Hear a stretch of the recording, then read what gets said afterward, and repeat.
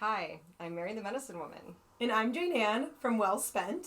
And in this video, we are going to go through strategic thinking for a personal goal to kind of get you warmed up to thinking strategically. And I borrowed this process from my good friend and executive life coach, Scott David. He has a very lovely 3-step process that we're going to walk through: gathering information, finding connections, establishing a point of view.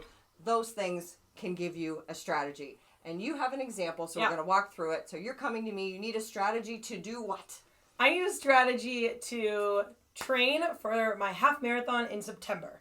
So originally when I signed up, I thought I'll build a schedule, and the schedule is my strategy. But it's not. It's not. Those are the action steps and maybe part of the data gathering that could help me build my full strategy. So Okay, so gathering information.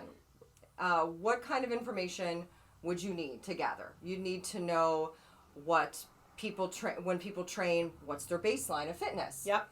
What does the training schedule look like? Is it even realistic in this amount of time to reach a goal? What is a half marathon? Like 12 point something miles? 13.1. Right. You'd also need to gather information. What's my schedule going to be like in the next 3 Yep. months? All that, gathering information. And then connections.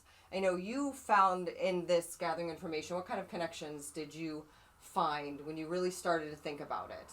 Like within yourself, like what did you connect within yourself based on what you knew you need to get there? Yeah, so as a beginner runner, connections with this type of schedule, it would require a significant time during the day to run. So if it's going to take me over an hour to run 6 miles, I'm going to need a pretty longer than what I used to do working out. So I used to only work out for 30 minutes or an hour. So that's something I found out from gathering my data. And then also, sticking to a plan is something that works for me. So I do other things and have other goals. Yeah. And I like to write it down. I like to have a plan. I like to tell someone about it. Yep. So these are internal connections that I made by understanding the process. So important that the connections can be internal. I think people think of connections, I need to connect with the coach. And you could, right, or a nutritionist or a dietitian, but this is kind of a different kind of connection.